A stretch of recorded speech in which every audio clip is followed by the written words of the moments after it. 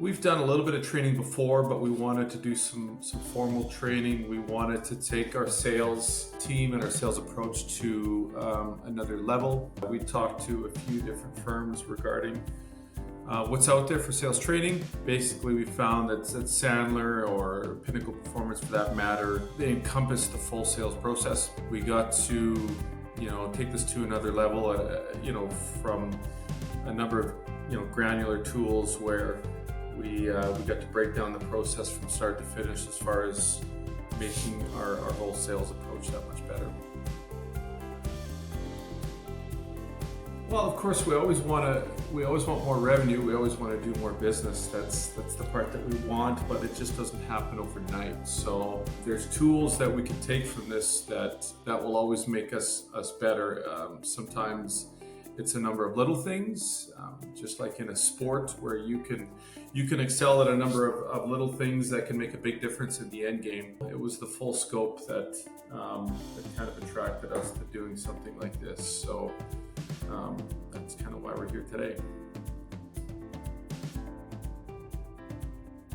Once you get into it, there's this thing called the DISC assessment. So you assess each person's kind of personality and what they're like, their approach to things in their day-to-day lives, therefore their approach to other people when they're doing these sales. So you learn a lot about yourself. So working with Sandler on that part was actually quite fun because you're able to find your strengths and weaknesses. We all have strengths and weaknesses.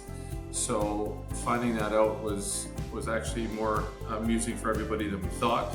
Also, there's a fair amount of one-on-one time where there's kind of in a dedicated setting as far as talking with Blaine at Pinnacle Performance in a more one-on-one setting.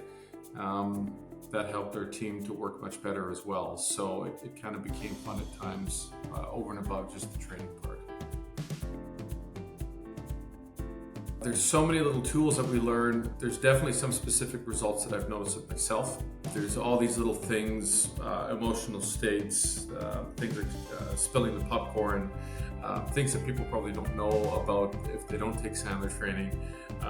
There's negative reverse selling. There's all these little situations and tools that you'll find in everyday sales. So I think myself and each one of our salespeople have taken one of those and used it in our everyday approach. Sometimes it's an element of professionalism. Sometimes it's an element on how to close something, when to close something. Definitely many small to large results as far as what gets used in our day-to-day sales. Well, it's something that you could always learn more. You could be a professional salesperson, but there's always something more to learn.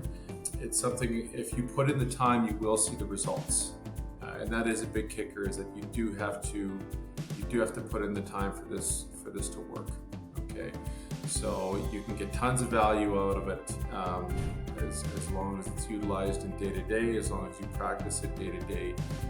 You will become a better salesperson, but you can't just listen to it and not follow through. It's the follow through where you'll really see the benefit over the next number of months, years, and so forth. So you get out of it what you put into it, most definitely.